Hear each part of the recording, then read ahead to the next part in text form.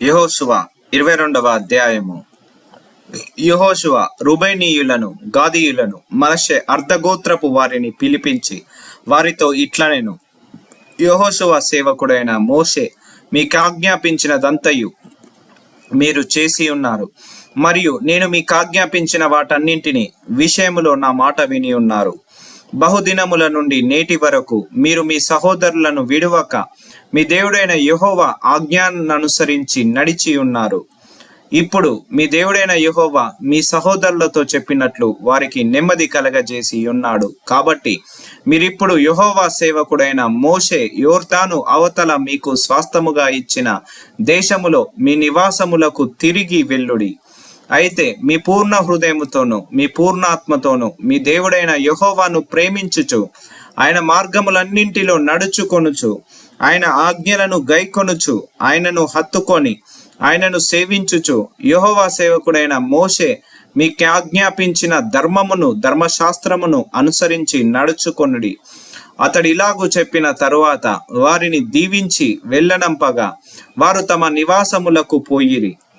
మోషే బాషానులో మనష్షే అర్ధగోత్రమునకు యెహోషువ పడమటి దిక్కున యొర్దాను అద్దరిని వారి సహోదరులలో మిగిలిన అర్ధగోత్రమునకును స్వాస్థ్యములిచ్చిరి. మరియు యెహోషువ వారి నివాసములకు వారిని వెళ్ళనంపినప్పుడు అతడు వారిని దీవించి వారితో ఇట్లనెను: మీరు మిక్కిలి కలిమి గలవారై అతి విస్తారమైన పశువులతోనూ వెండితోనూ బంగారుతోనూ ఇత్తడితోనూ ఇనుముతోనూ అతి విస్తారమైన వస్త్రములతోనూ తిరిగి మీ నివాసములకు వెళ్ళుచున్నారు. మీ శత్రువులు దోపుడు సొమ్మును మీరును మీ సహోదరులను కలిసి పంచుకొనుడి. కాబట్టి రూబేనీయులను, గాదీయులను, మనష్షే అర్ధగోత్రపు వారును యెహోవా మోషే ద్వారా సెలవిచ్చిన మాట చొప్పున తాము స్వాధీనపరచుకొనిన స్వాస్థ భూమి అయిన గిలాదులోనికి వెళ్ళుటకు కనాను దేశమందలి షిలోహునులోనున్న ఇజ్రాయేలీయుల యొద్ద నుండి బయలుదేరిరి. కనాను దేశమందున్న యొర్దాను ప్రదేశమునకు వచ్చినప్పుడు రూబేనీయులను, గాదీయులను, మనష్షే అర్ధగోత్రపు వారును అక్కడ యొర్దాను దగ్గర ఒక బలిపీఠమును కట్టిరి. అది చూపునకు గొప్ప బలిపీఠమే. అప్పుడు రూబేనీయులను, గాదీయులను, మనష్షే అర్ధగోత్రపు వారును ఇజ్రాయేలీయుల ఎదుట వైపున యొర్దాను ప్రదేశములో కనాను దేశమునెదుట బలిపీఠమును కట్టిరని ఇజ్రాయేలీలకు వర్తమానము వచ్చెను. ఇజ్రాయేలీయుల ఆ మాట వినినప్పుడు సమాజమంతయు వారితో యుద్ధము చేయుటకు షిలోహులో కూడి ఇజ్రాయేలీయుల గిలాదులోనున్న రూబేనీయుల యొద్దకును, గాదీయుల యొద్దకును, మనష్షే అర్ధగోత్రపు వారి యొద్దకును యాజకుడగు ఎలియాజారు కుమారుడైన ఫీనెహాసును పంపిరి. ఇజ్రాయేలీయుల గోత్రములన్నింటిలో ప్రతిదాని పితరుల కుటుంబపు ప్రధానుని అనగా 10 మంది ప్రధానులను అతనితో కూడా పంపిరి. వారందరూ ఇజ్రాయేలీయులు సమూహములలో తమ తమ పితరుల కుటుంబములకు ప్రధానులు. వారు గిలాదు దేశములోనున్న రూబేనీయుల యొద్దకును, గాదీయుల యొద్దకును, మనష్షే అర్ధగోత్రపు వారి యొద్దకును పోయి వారితో ఇట్లనిరి: యెహోవా సర్వ సమాజపు వారు చెప్పుచున్నదేమనగా, నేడు బలిపీఠము కట్టుకొని నేడే యెహోవాను అనుసరించుట మాని ఇజ్రాయేలీయుల దేవుని మీద మీరేలా తిరుగుబాటు చేయుచున్నారు? పెయోరు విషయములో మనము చేసిన దోషమునకు చాలదా? అందుచేత యెహోవా సమాజములో తెగులు పుట్టెను గదా. నేటి వరకు మనము దాని నుండి పవిత్రపరచుకొనక ఉన్నాము. మీరు ఈ దినమున యెహోవా వెంబడి నుండి తొలగిపోవునట్టు నేడు యెహోవా మీద తిరగబడి ద్రోహము చేసేద్దరేమో. అలాగైతే ఆయన ఇక మీదట ఇజ్రాయేలీయుల సర్వ సమాజము మీద కోపపడును గదా. మీ స్వాస్థమైన దేశము అపవిత్రముగా నుండిన ఎడల యెహోవా మందిరమందు యెహోవా స్వాధీన దేశమునకు మీరు వచ్చి మా మధ్యను స్వాస్థ్యము తీసుకొనిడి. మన దేవుడైన యెహోవా బలిపీఠము గాక వేరొక బలిపీఠము కట్టుకొని యెహోవా మీద తిరగబడకుడి, మా మీద తిరగబడకుడి.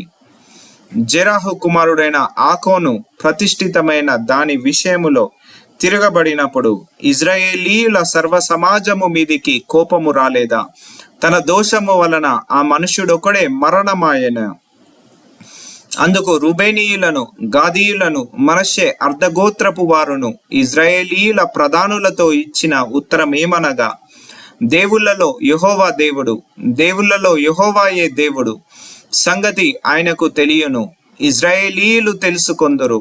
ద్రోహము చేతనైనను యెహోవా మీద తిరుగుబాటు చేతనైనను మేము ఈ పని చేసిన ఎడల నేను మమ్ము బ్రతకనీయకుడి. యెహోవాను అనుసరింపక తొలగిపోయి దహన బలినైనను నైవేద్యమునైనను దాని మీద అర్పించుటకే గాని, సమాధాన బలులను దాని మీద అర్పించుటకే గాని మేము ఈ బలిపీఠమును కట్టిన ఎడల యెహోవా తానే విమర్శ చేయును గాక. వేరొక హేతువు చేతనే ఈ బలిపీఠమును కట్టితిమి. ఏమనగా, రాబోవు కాలమున మీ సంతానపు వారు మా సంతానపు వారితో ఇజ్రాయేలీయుల దేవుడైన యెహోవాతో మాకేమి సంబంధము? రూబేనీయులారా, గాదీయులారా, మీకును మాకును మధ్య యెహోవా యొర్దానును సరిహద్దునిగా నియమించెను గదా. యెహోవా యందు మీకు పాలేదియు లేదని చెప్పుట వలన మీ సంతానపు వారు మా సంతానపు వారిని యెహోవా విషయములో భయభక్తులు లేని వారగునట్లు చేయుదురేమో అని భయపడి ఆ హేతువు చేతనే దీన్ని చేసితిమి. కాబట్టి మనము బలిపీఠమును కట్టుటకు సిద్ధపరచుదుము రండి చెప్పుకొంటిమి. అది దహన బలులు నర్పించుటకైనను బలి నర్పించుటకైనను కాదు. మన దహన బలుల విషయములలోను సమాధాన బలుల విషయములలోను మనము యెహోవా సన్నిధిని ఆయన సేవ చేయవలయ ననుకొంటి. యెహోవా యందు మీకు పాలు ఏదియు లేదను మాట మీ సంతతి వారు మా సంతతి వారికి చెప్పజాలకుండునట్లు అది మాకును మీకును మన తర్వాత మన మధ్య సాక్షి అయి ఉండును. అందుకు మేము ఇక మీదట వారు మాతోనే గాని మా తరముల వారితోనే గాని అట్లు చెప్పిన ఎడల మేము మన పితరుల చేసిన బలిపీఠపు ఆకారమును చూడుడి. ఇది దహన బలి నర్పించుటకు కాదు గాని మాకును మీకును మధ్య సాక్షి అయ్యుండుటకే అని చెప్పుదామని అనుకొంటిమి. ఆయన మందిర దేవుడైన యెహోవా బలిపీఠము తప్ప దహన బలులకైనను నైవేద్యములకైనను బలులకైనను వేరొక బలిపీఠమును కట్టునట్లు నేడు యెహోవాను అనుసరింపక తొలగిపోయిన ఎడలనేమి, యెహోవా మీద ద్రోహము చేసిన ఎడలనేమి మేము శాపగ్రస్తులమగుదుము గాక. ఫినోహాసును యాజకుడును సమాజ ప్రధానులను ఉండిన ఇజ్రాయేలీయుల ప్రధానులను, రూబేనీయులను, గాదీయులను, మనష్షేయులను చెప్పిన మాటలను విని సంతోషించిరి. అప్పుడు యాజకుడైన ఎలియాజారు కుమారుడగు ఫినెహాసు రూబేనీయులతోను గాదీయులతోను మనష్షీయులతోను మీరు యెహోవాకు విరోధముగా ఈ ద్రోహము చేయలేదు గనుక యెహోవా మన మధ్యనున్నాడని నేడు ఎరుగుదుము. ఇప్పుడు మీరు యెహోవా చేతిలో నుండి ఇజ్రాయేలీయులను విడిపించి ఉన్నారని చెప్పెను. యాజకుడైన ఎలియాజారు కుమారుడగు ఫినెహాసును ప్రధానులను గిలాదులోని రూబేనీయుల యొద్ద నుండి గాదీయుల యొద్ద నుండి ఇజ్రాయేలీయుల యొద్దకు తిరిగి వచ్చి జనులకు ఆ మాట తెలియజెప్పగా ఇజ్రాయేలీయులు విని సంతోషించిరి. అప్పుడు ఇజ్రాయేలీయులు దేవుణ్ణి స్తుతించి రూబేనీయులను గాదీయులను నివసించు దేశమును పాడు చేయుటకు వారి మీద యుద్ధము చేయుట మానిరి. రూబేనీయులను గాదీయులను యెహోవాయే దేవుడనుటకు అది మన మధ్యను సాక్షియగునని దానికి ఏదా అను పేరు పెట్టిరి.